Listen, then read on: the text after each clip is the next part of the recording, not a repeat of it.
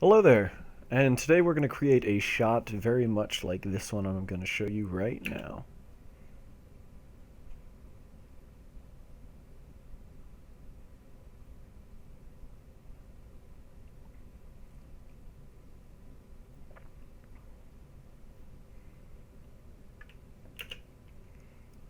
Alright, so as you can see we have an AC-130 flying at what appears to be either very early morning or sunset. For the sake of this tutorial, however, I'm going to take this zoom out because I realized that was a terrible idea.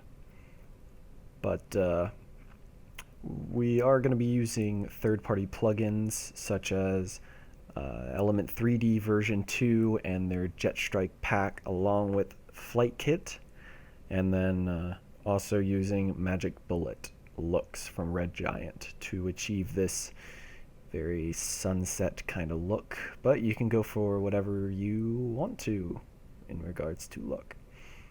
So let's get started. We're going to create a new composition, and I'm going to bring down the size just so that way I can save my computer a little bit of stress. So first thing we're going to do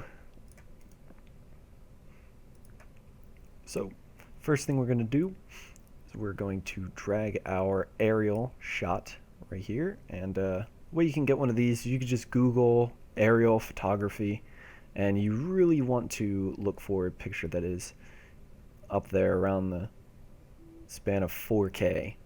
For instance, if you see here, this one is 5480 by 2543. So this is a very large image. Alright, so we're just going to shut off the aerial footage for right now. We're going to go to Layer, New, Solid, and let's call this AC 130. So we got our new layer. Now what we're going to go do is Effect, Video Copilot, then Element. Then we'll wait for Element to boot up here. Alright, we go to Scene Setup. Then right away, we've got our scene set up right here. What we're going to do is we're going to go to the Jetstrike folder, and we're going to scroll down until we found the Ground Assault. Now this is what we're going to be using primarily. And now the best thing to do is for the environment, you can sit here and you can change it to your desired background. So what I have done is I've taken the same photo from the After Effects composition, and I'm going to now use it as my reflection matte. So there we go. We're going to use that. I'm going to hit OK. And if I turn on the environment, what you can see is in the reflections, you're going to see the environment that we're using. So now I'm going to hit OK. And it's going to load in our jet. Now, before we do anything else, what we're going to do is we're going to go to Layer, New, Camera. It's best to make this about a 50 or 80 millimeter, just so you have that distance. So we got our camera. Now what we can do is you can hit C on the keyboard, bring this up. This will let you rotate the jet around. C again. It's going to basically the same tool. One more time, this lets you move it around in a single space, and this lets you zoom in and zoom out. So let's just cancel all of those movements. Now with that, what we're going to do is we're going to turn on our background layer now. And as you can see, nothing fits in. So what we have to do first of all is we have to make our aerial background a 3D layer. So we go right where the box is, you hit 3D, and then you're going to get the X, Y, and Z position markers. And now what we want to do is we want to push this background way back in Z space. Way back there. And I found that it's easier to do it when you zoom out. But that may just be me. Alright, that should be good. Now what you want to do is you want to take the size and bring it up now. Bring it way up. Let's do right there. That's perfect. Alright. And now from here, what you can do is you can use your camera tools and you can pan around, and as you can see, the background pans with it. And you can fix all of this. You can go into the background, move it back into place, straighten it out if need be. Right there seems about good. Oh. And let's just go back into our camera controls. Bring this more of a downward view. And we're going to readjust our picture for our background. And what you can do to rotate the 3D bits is you can hit W on your keyboard and you'll be able to rotate the background however you need be, depending on the X, Y, and Z axis. Alright. And now comes the fun part. Lighting. I hope you know that I'm being completely sarcastic with that. Now what we want to do is go to Layer, New, Light, and with this we're going to make it the ambient light. So let's just AMB for ambient. What you want to do is you want to kind of click a darker area or the kind of ambient light of the scene. Let's bring this down to about 250. Whoa. Now you may notice there's a little bit of an issue right now.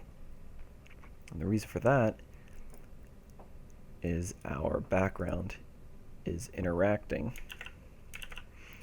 with the light that we just created because it is now a 3D object in the space. So what we want to do is on the keyboard, make sure you have your aerial layer selected, hit AA, and you want to hit for accept shadows, you want to turn that off, or not shadows, except lights off. Rookie mistake there. Now as you can see, we have a nice little floating AC-130. We are nowhere near done, just so you know. We're going to create another light. I'm going to make this a parallel light. Let's go over here to these clouds and make it a nice white, bluish white, but let's bring it down to more of a slight yellow. There we go. We're going to bring this one right up. Let's make it the intensity 1000. And you want cast shadows selected. So let's also rename this light to sun. As you can tell, that is not the direction of the sun. So let's just readjust this as needed.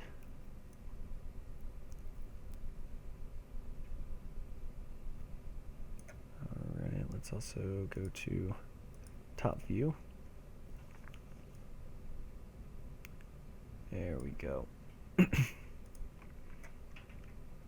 So now it feels a little bit more like the sun is shining on the AC-130. And I'm actually feeling like I need to bring the intensity down on the ambient because I want there to be that harsh shadow. Alright. Now what we're going to do is we're going to duplicate the sun. Alright. And let's rename this just filler. Or let's just call it fill. Fill. I think I'm hilarious. I'm going to put this underneath the sun. That's just for my own sanity. Now the reason for this is we are going to take fill, move him over, we're going to go to the front view, bring fill up, and we're going to point fill more down onto the AC-130. Go back to the active camera. As you can see, it's a little too intense, so we're going to go into fill's settings and bring him down to about 250. Now do you see what that's doing? It's just kind of filling in that bit that seemed like it was a bit too harsh. Alright, now you may be wondering, oh, this looks perfect. Are we done? No, we're not. Sorry to ruin your joy.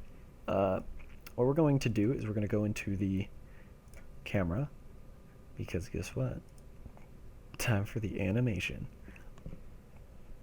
As you go into the camera, I just like to, because it makes it easier, I just like to keyframe all of these. And you can go to the end of your animation. And now you just play around with the different tools for the camera. So I want to zoom in right here, maybe bring it down a bit. Let's see, we rotate with the jet itself. And I'm gonna, for the background, gonna adjust this just a tad, make sure I didn't mess it up completely. I think it's alright like that. So now I'm going to bring down my quality of my composition just so my computer can kind of run this a lot better. So you see what we're getting virtually. We're just getting a slow pan with slight move in with the camera. Now this of course is taking a significantly longer time than needed. So I'm going to rotate the background more.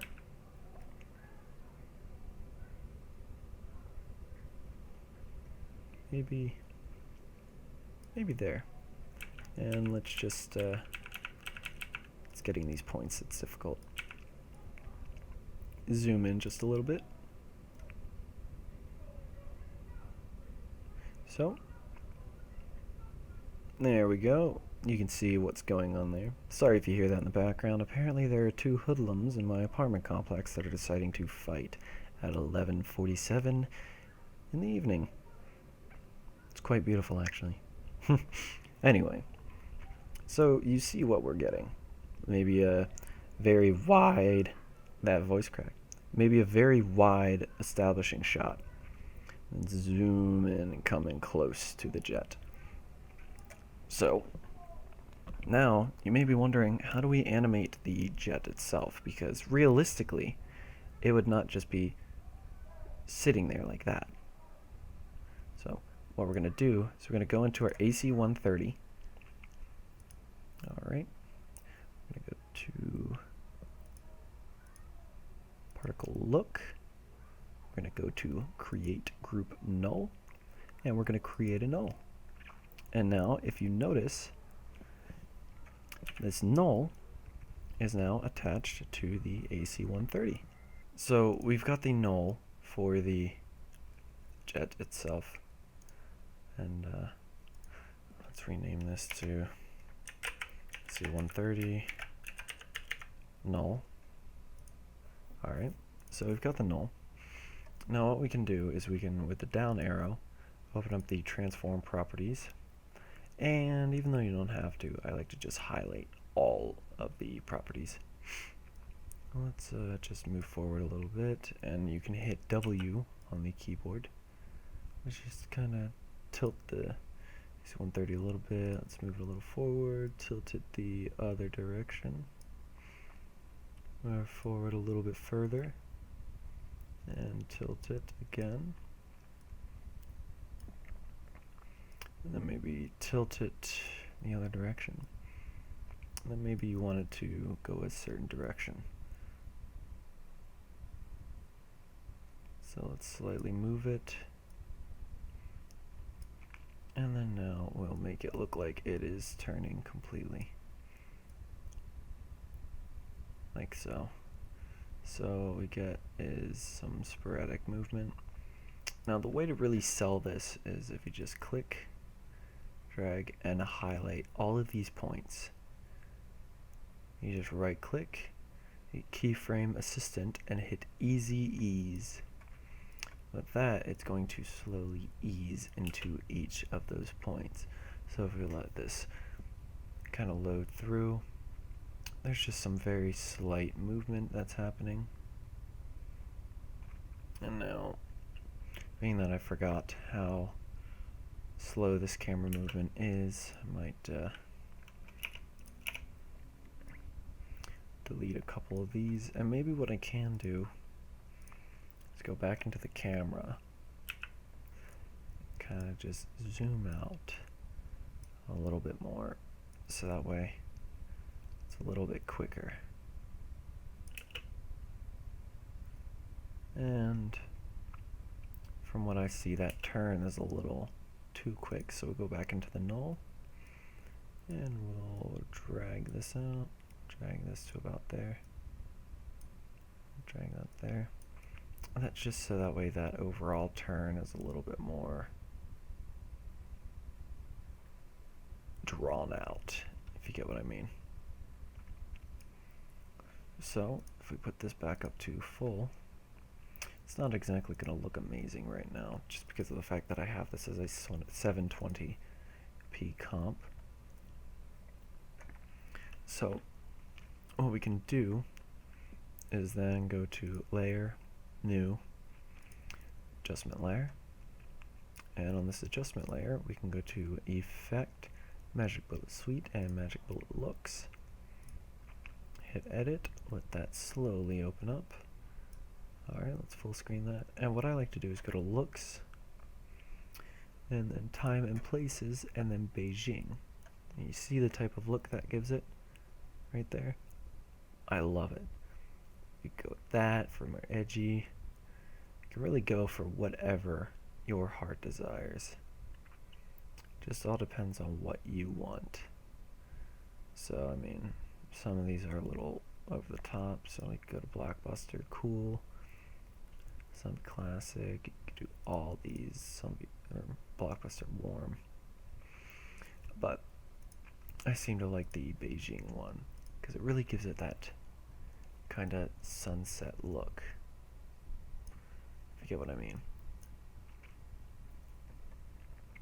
But in short, that is what we're going for. So I'm going to shut off that adjustment layer.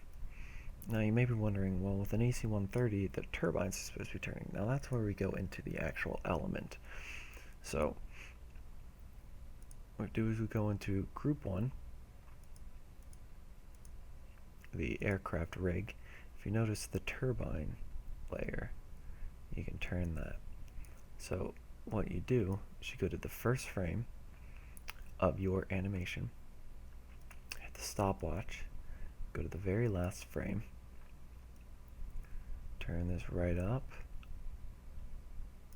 and let's just turn this to about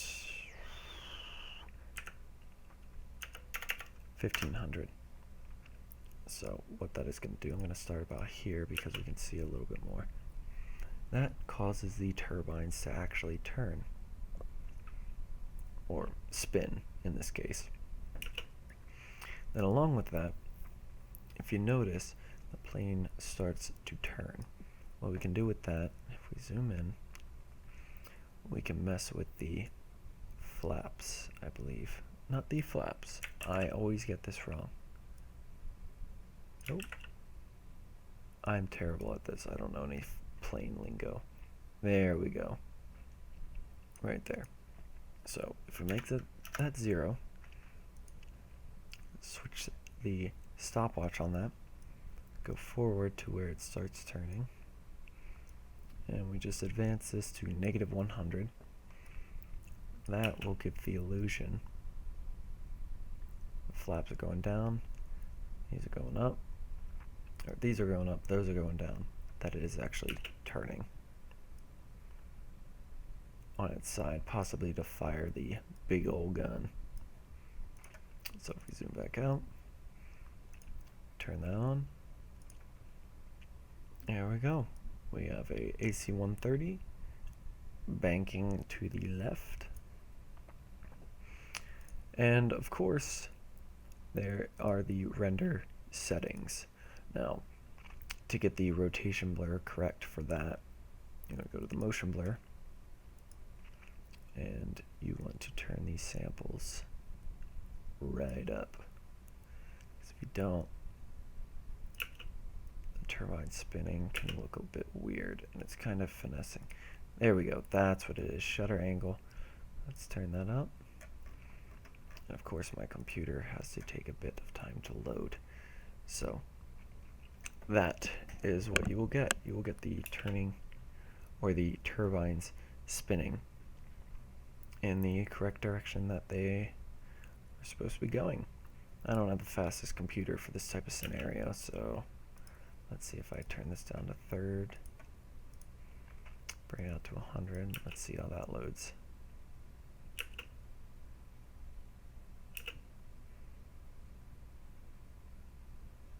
Okay, it's just as bad, if not worse. So basically what you want to do is you want to finesse around with the settings themselves, like ray trace, or not ray trace, field, ambient occlusion. You want to turn that on, and then preferably, depending on your preference, of course, ray trace. That's just my preference in general. The shadows, of course, enable shadows, because you want to make this look as realistic as you can.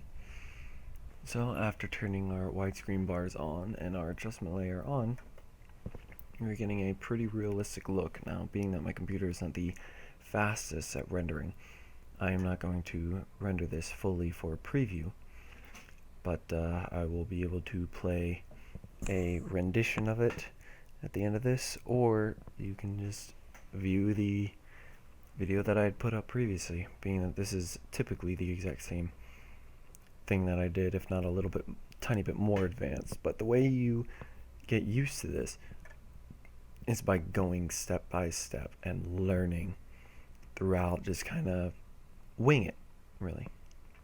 Well, thank you very much for viewing this, and if you have any questions or any concerns on the effect, or any suggestions for effects that I should try and show you guys how to do, just let me know in the comments below, and I'll respond to any questions, or I'll post a picture or a video for whatever you need.